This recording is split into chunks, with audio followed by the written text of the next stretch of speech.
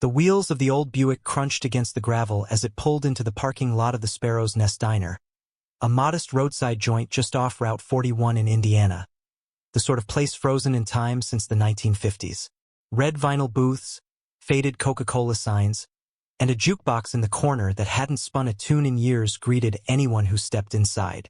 The air carried the familiar aroma of sizzling bacon grease and freshly brewed coffee. A couple of truckers hunched over their plates at the counter, while a waitress topped off a man's mug without a word. An elderly couple murmured to each other in a corner booth. It was the kind of morning where no one hurried, except for the gang of bikers by the window. They'd been there long enough to leave behind a chaos of empty plates and ketchup smeared across the table. The bell above the door chimed as Celine stepped inside, guiding her father by the arm. She was 24, tall, with a quiet resilience in her stance. That strength had grown from years of being his eyes in a world that wasn't always gentle. Her father, Torin Vale, walked cautiously beside her, his grip steady but trusting. He'd lost his sight years ago in Afghanistan, an IED blast that stole more than just his vision. Yet he never let it diminish him. He still held himself like a Marine. Head high, shoulders squared, despite the cane tapping lightly against the floor. "Right here, Dad," Celine said, steering him toward an open booth near the jukebox. He nodded, feeling for the seat's edge. Before easing himself down, Celine slid in across from him and grabbed the menu, though they didn't need it. They'd been here before, and he always ordered the same. Black coffee, 2 eggs over easy, and bacon on the side. She liked pancakes, drowning them in syrup until they were barely recognizable. "Smells busy today," Torin muttered, tilting his head to listen. She glanced around. A few tables, nothing wild. He smiled, as he often did when she downplayed things for him. He could hear the clatter of dishes, the scrape of a fork, the low buzz of chatter. He didn't need sight to sense a room. A waitress approached, a woman in her late 50s with weary eyes and a warm smile. "Well, if it isn't my favorite duo." "Usual?" Celine asked, handing back the menus. The waitress jotted it down, poured Torin's coffee, and stepped away. Across the diner, the bikers' voices grew louder. Deep, rumbling tones punctuated by laughter that felt a bit too forced. Celine didn't pay it much mind at first. Bikers rolled through often, stopping for a bite before hitting the road again. Some were courteous, some weren't. But something about this bunch felt off. She sensed it before she heard it.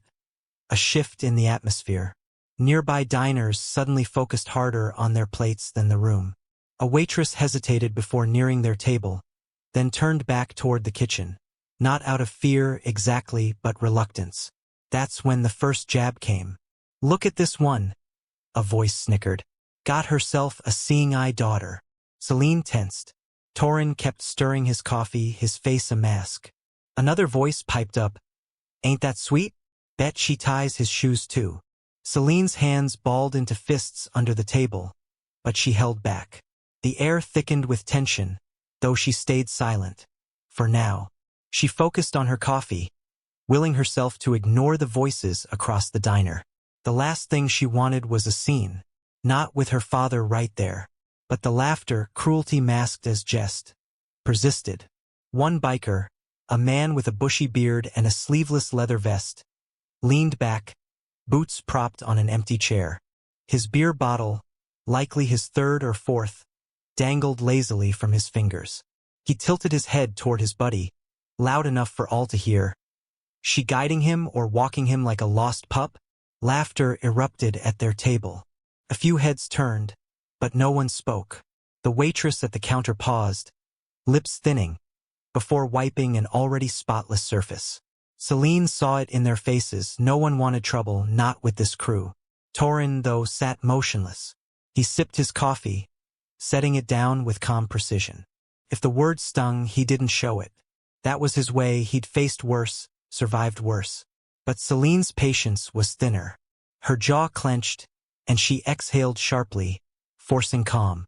She drizzled syrup over her pancakes, moving deliberately, as if it could cool the fire in her chest. The bikers pressed on. "Bet she cuts his steak too," one said. Damn shame, huh? Tough guy like that, now a charity case. Something in Celine broke. Her fork clattered against the plate, and she turned her head, just enough to lock eyes with the biker. He grinned, teeth yellowed from years of smoking, arms etched with faded tattoos. He leaned forward, elbow on the table, clearly not expecting a reply. But she gave one. "You done?" she asked, voice steady. His grin widened. "Oh, she talks. What, sweetheart, you upset? Just chatting." "Yeah." Celine tilted her head. "Well, here's some chat for you. Shut your mouth." The laughter at their table faltered briefly. A younger biker, wiry with a scruffy beard, whistled low. "Feisty one." Torin finally spoke. "Celine," he said, quiet but firm. She clenched her fists beneath the table. She knew that tone. "Let it go, don't waste your energy." But the loudest biker laughed again. "Man, look at that."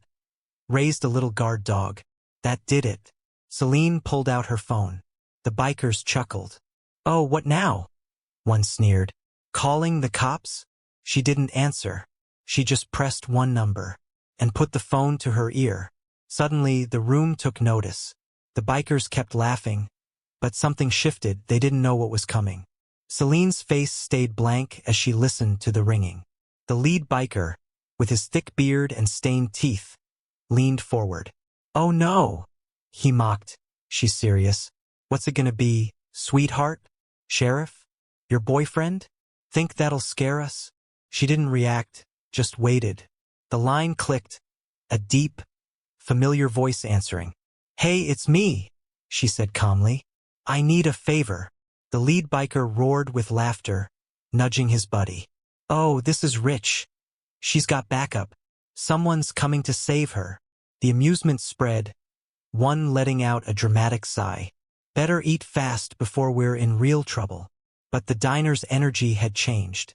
People stopped eating, eyes flicking between the bikers and Celine.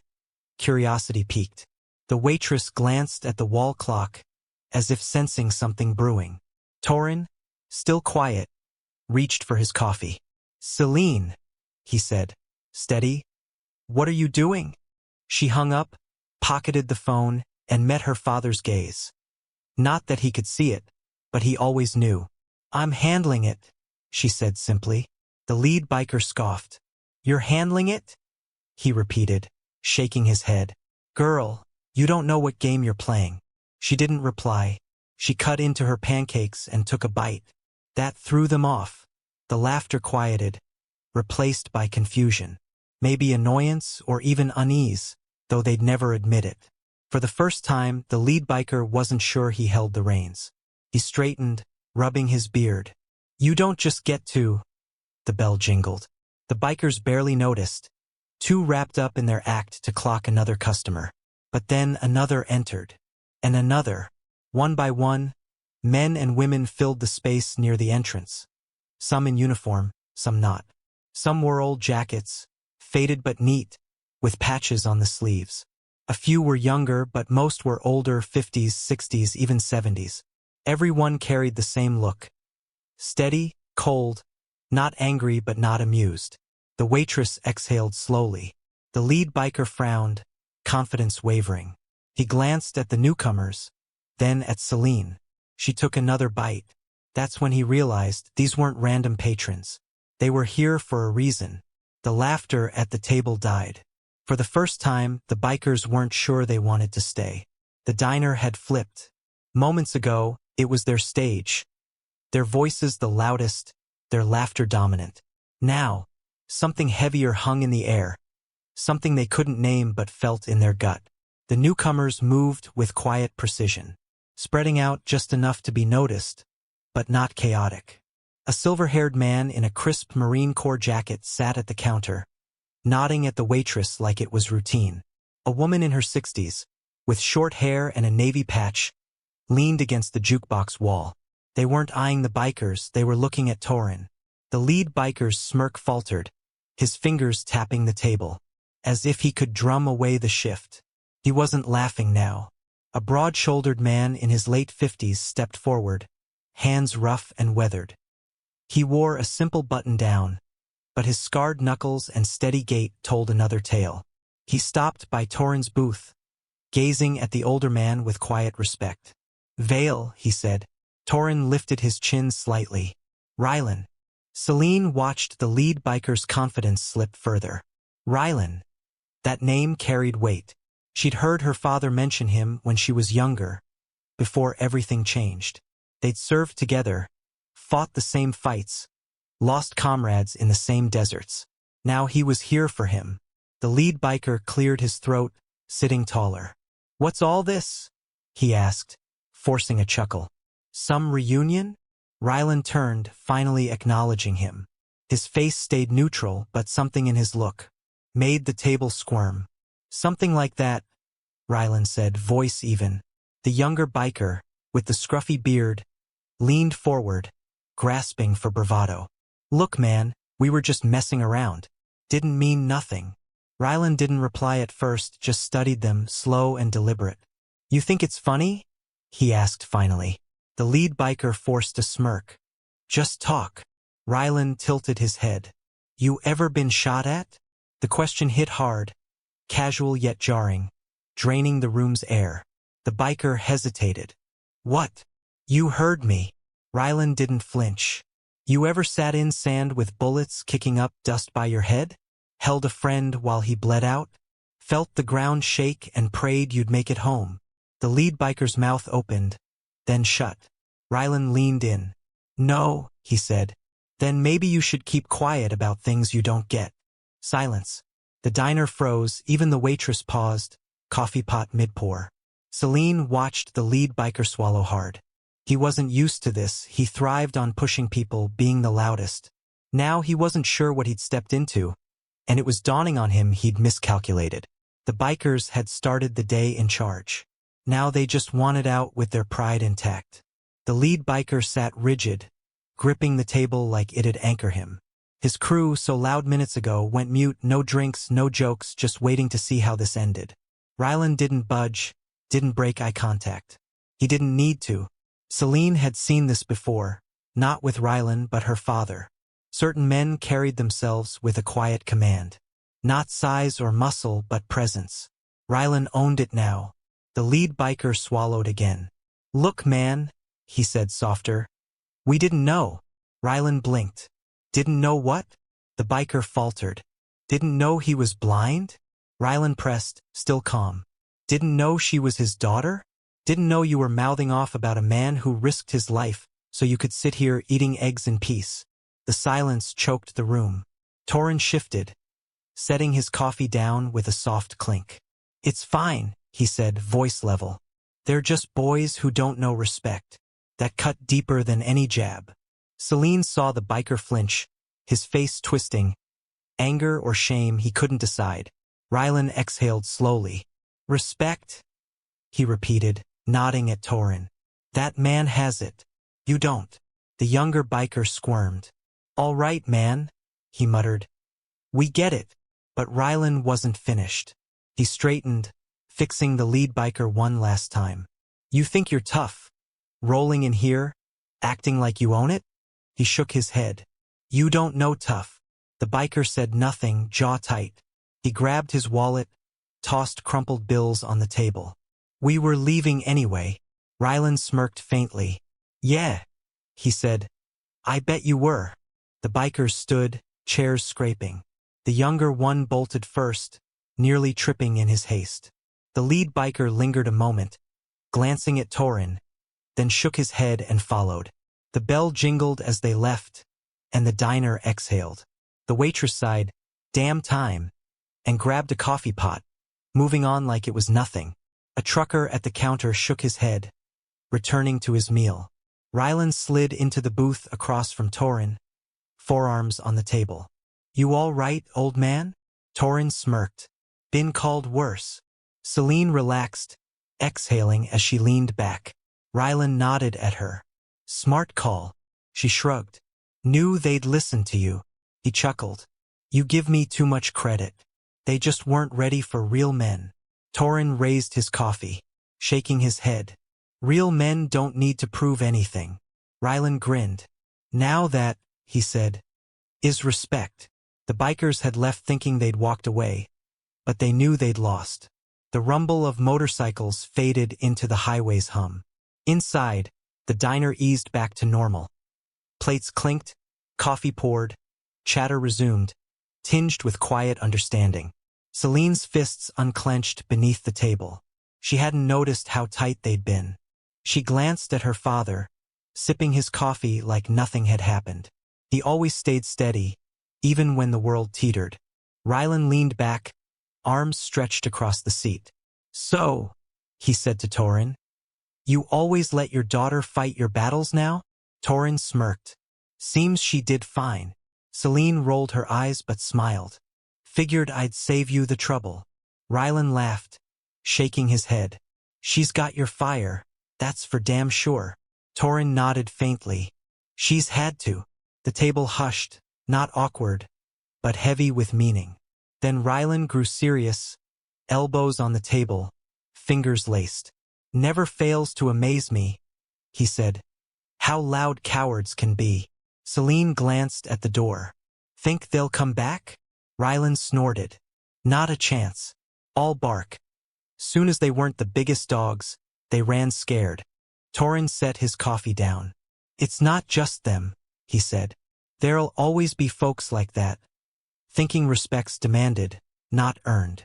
Rylan nodded. Yeah. But sometimes they meet someone who sets them straight. Celine pondered that. How different it could have gone.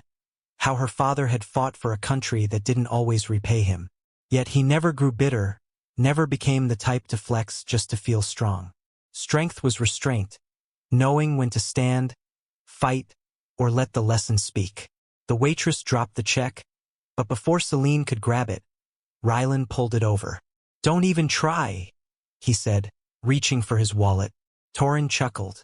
Still paying off an old debt? Rylan grinned. Something like that.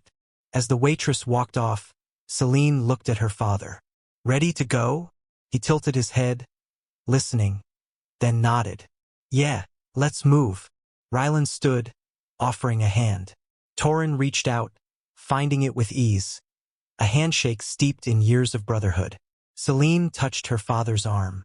He turned slightly, his silent signal he was ready. As they headed out, Rylan called, Hey, Celine. She turned. He nodded at Torin. Take care of that old man. She smirked. Always. The bell jingled as they stepped outside. The air was cooler, the sun lower. Celine guided her father to the car, her hold firm. Torin inhaled deeply. You did good today, he said softly. She smiled. Learned from the best. He grinned slowly. That's the only compliment I'm getting today? Huh? She laughed, opening the car door. Pretty much. As they pulled out, leaving the diner behind, Celine glanced in the rearview mirror. The lesson was delivered, respect restored. Those men, who thought power lay in numbers, volume, or mockery, had learned something. Real strength isn't loud, it's real. Respect isn't demanded, it's earned. Those who truly understand strength never need to prove it. If you liked this story, don't forget to like, share, and subscribe for more.